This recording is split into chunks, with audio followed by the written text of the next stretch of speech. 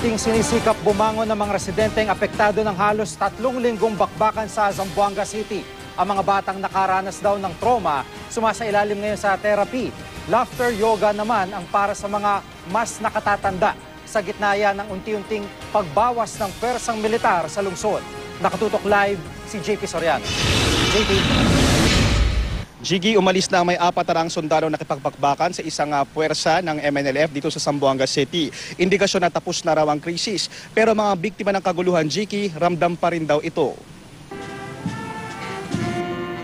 Ang 4 na sundalo mula sa Joint Special Operations Group na nakipagbakbakan sa ilang conflict area sa Zamboanga City, galing sa iba't ibang parte ng Pilipinas at kabilang sa mga tinatawag na force provider mula sa Philippine Air Force, Army at Navy.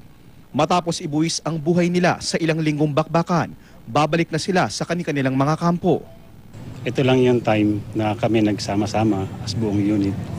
And dito sa experience na to, napakarami ng aming natutunan.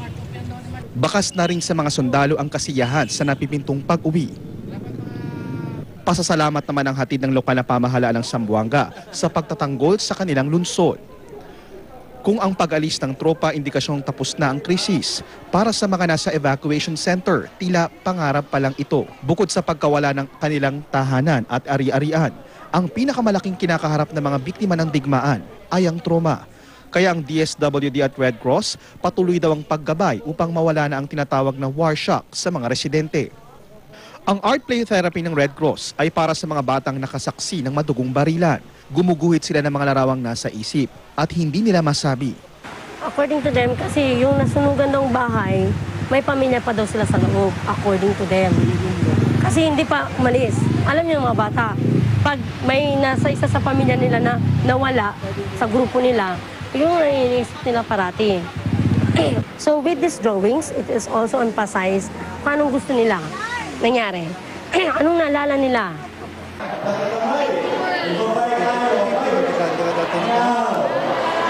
Ang grupong ito naman, literal na idinaan sa pagtawa at pagsayaw ang problema. Ito ang Pinoy Laughter Yoga Therapy. Si Teacher Dayatra ng Santa Barbara Central School at muntik ng ma-hostage. Ngayon lang daw nakatawang muli.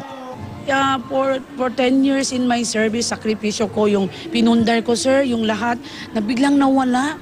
Parang hindi, sabi ko, bakit parang ganon? Pero okay lang, tanggap ko na ganon na yung nangyari, sir. Pero parang mahirap din ba, sir? Parang hindi ko ma-explain. Baka magiging mapagkakamala ng mga taong tinuturo natin sa kanila, lalayo sila sa problema, tatakasan nila. Hindi po ganon. Kaya natin sila pinatatawa para ma-relax sila. Kasi hindi na nga sila makatawa.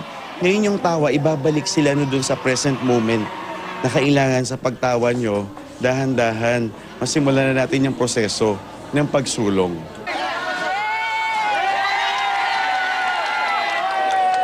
Hindi rin napigil ang trauma ang pag-iibigan ni Marisa Sabirin at Bensar sa Wadyaan.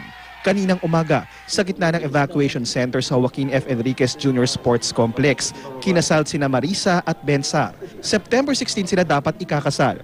Pero dahil sa kaguluhan sa kanilang barangay sa Santa Catalina, hindi na nila ito natuloy. Nagkahiwalay daw sila sa gitna ng kaguluhan. At dito muling nakita sa evacuation center. At Jiggy, magtatayo raw ng temporary shelter para sa evacuees ang lokal na pamahalaan ng Zamboanga City. Pupulungin na rin nila, Jiggy, ang may 21,000 residenteng nawalan ng tirahan para malaman kung paano sila pwede magkaroon ulit ng permanenteng tirahan. At yan muna ang latest mula rito sa Zamboanga City, Jiggy. Maraming salamat, JP Soriano.